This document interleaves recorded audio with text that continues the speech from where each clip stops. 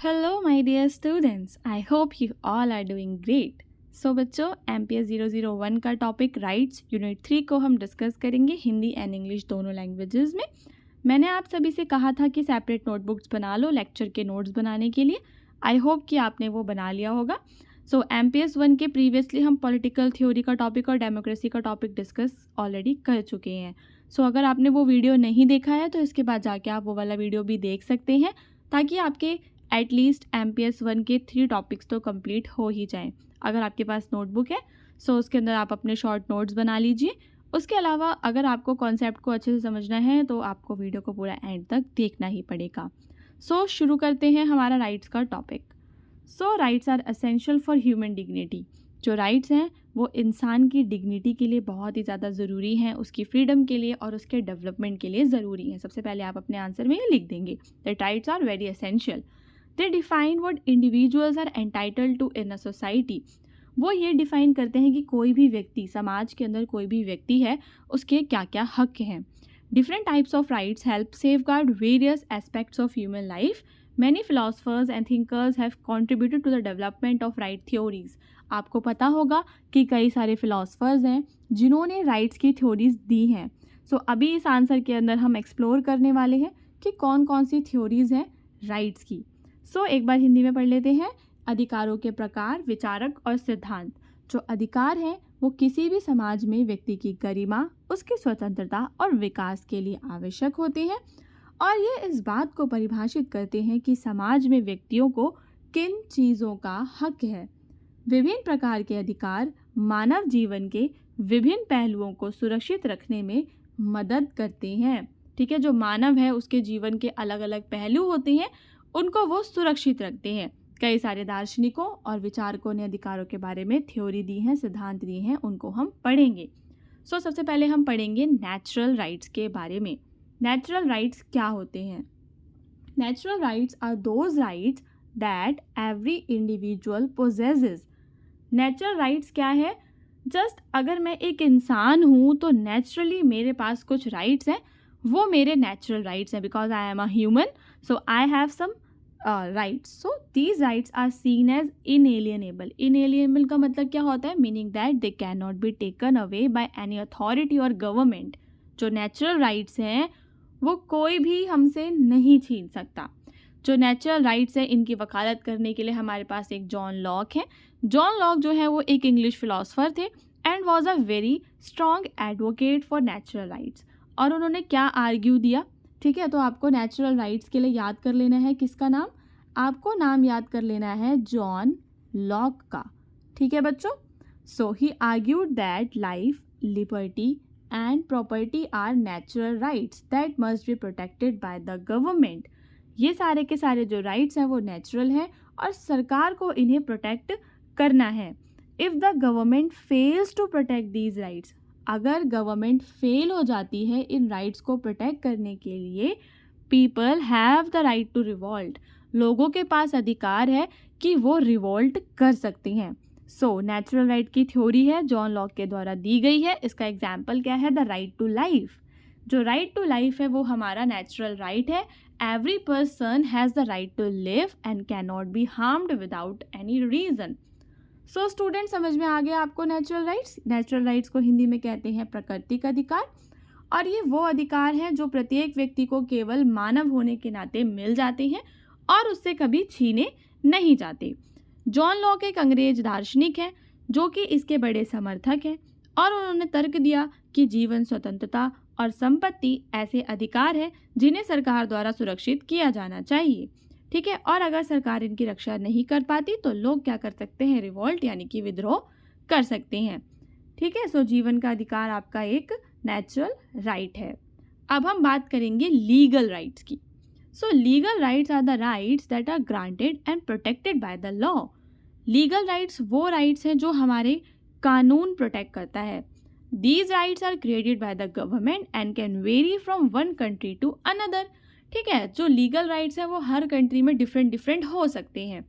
Legal rights are enforceable through the judicial system. अब जो legal rights हैं उसको जो हमारी जुडिशरी, न्यायपालिका है, वो लागू करती है। meaning that if someone legal rights are violated, they can go to the court for justice.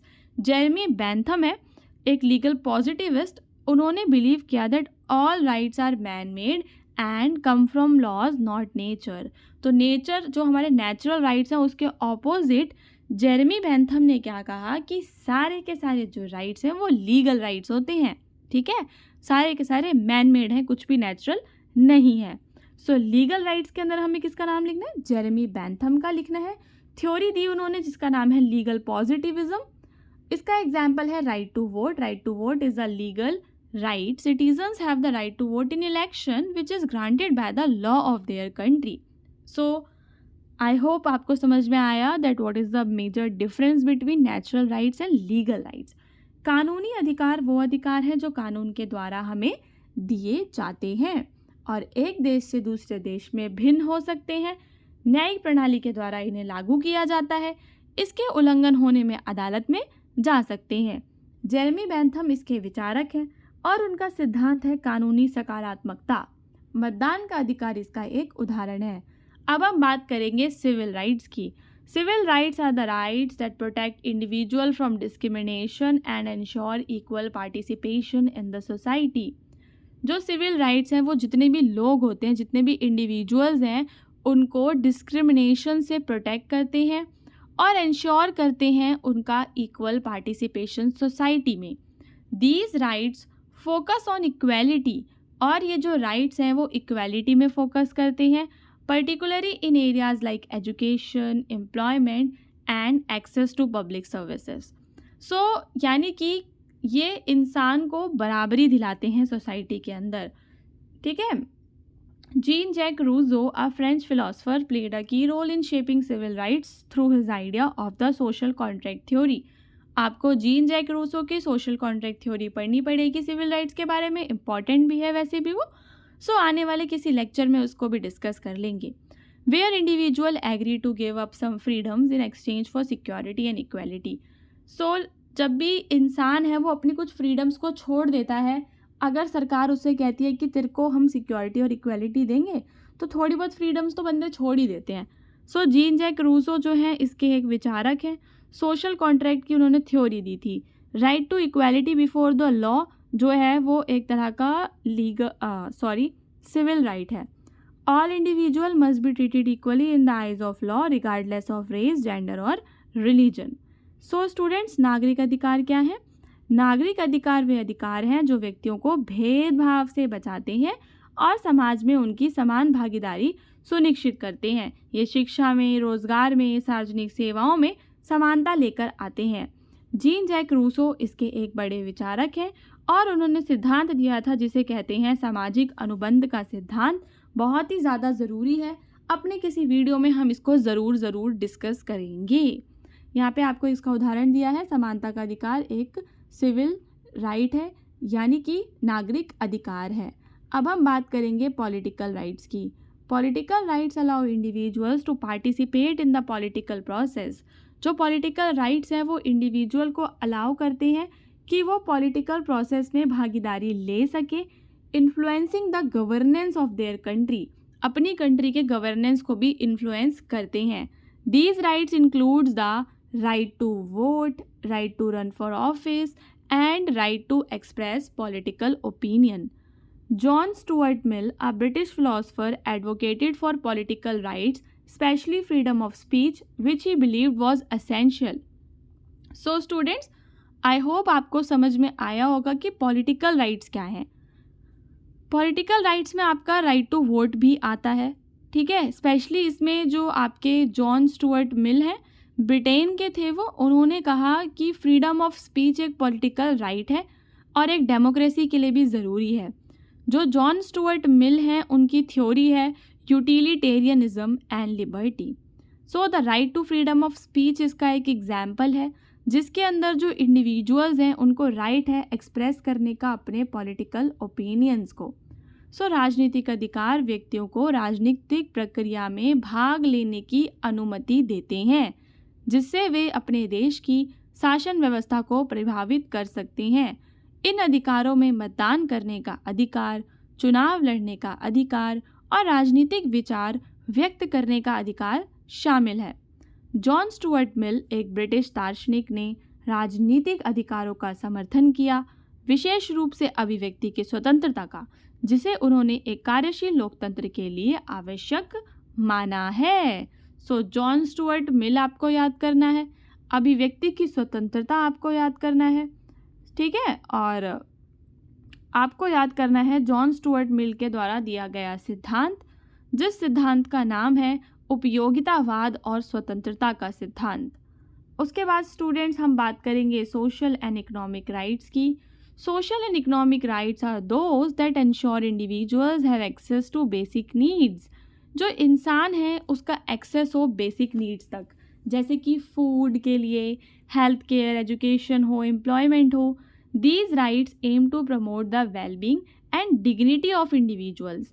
ये जो राइट्स होते हैं वो इंसान की डिग्निटी को प्रोटेक्ट करते हैं, उसके लिविंग स्टैंडर्ड्स को।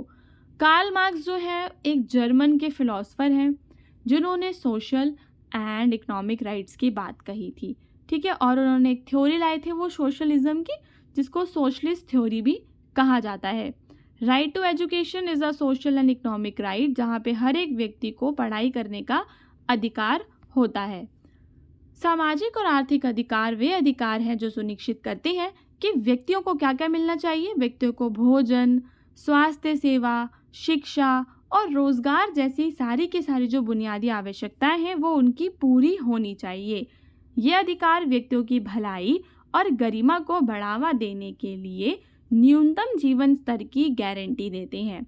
जो कार्ल मार्क्स हैं वो एक जर्मन दार्शनिक हैं। उन्होंने समाजवाद के सिद्धांत के माध्यम से सामाजिक और आर्थिक अधिकारों की वकालत की है। सो स्टूडेंट्स, कार्ल मार्क्स का समाजवादी सिद्धांत भी आपको पढ़ना है। अगर आपको इस लेक्चर का फ्री PDF चाहिए तो आप हमारा पॉलिटिकल साइंस का ग्रुप ज्वाइन कर सकते हैं, जिसका लिंक चैनल के डिस्क्रिप्शन में है और कई बार मैंने कम्युनिटी पोस्ट में भी दिया है।